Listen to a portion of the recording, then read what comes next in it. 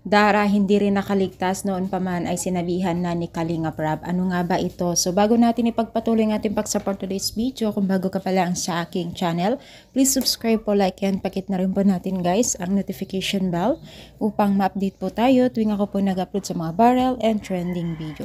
So alam nyo ba guys, ay ngayon ay kumakalat o talagang nagpapakita na po ang mga ilan na decision po ng Team Kalingap sa mga Kalingap Angels. Tila nagiging isang mahigpit na rin po dahil po sa mga bagay-bagay na hindi po dapat or mga bagay-bagay na hindi dapat nakikita ng Team Kalingap sa taga o sa mga beneficiaries po nila. So syempre itong si Dara ay hindi rin makaligtas mga mima dahil po talagang noon pa man pala ay pinagsasabihan na po ni Kalingap Rab itong si Dara.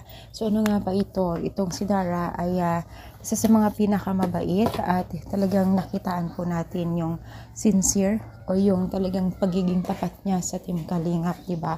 Pero syempre andyan pa rin yung noon pa man po pala ay si Kalingap Rab ay sinasabihan na itong si Dara na lahat ng bagay ay unti-unting magiging laho.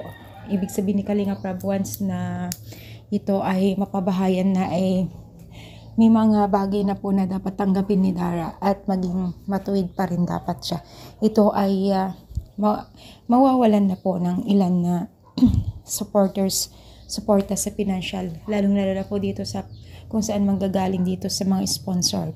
Pero ang paalala ni Kalingap Rab para tuloy-tuloy yung beneficiaries of benefits na maibibigay sa kanya ay maging mabuting bata at sundin ang mga patakaran sa Team Kalingap. At which is nakikita naman ito kay Dara. Anong masasabi ninyo? I-comment lang, palike po ang ating video. Thank you and God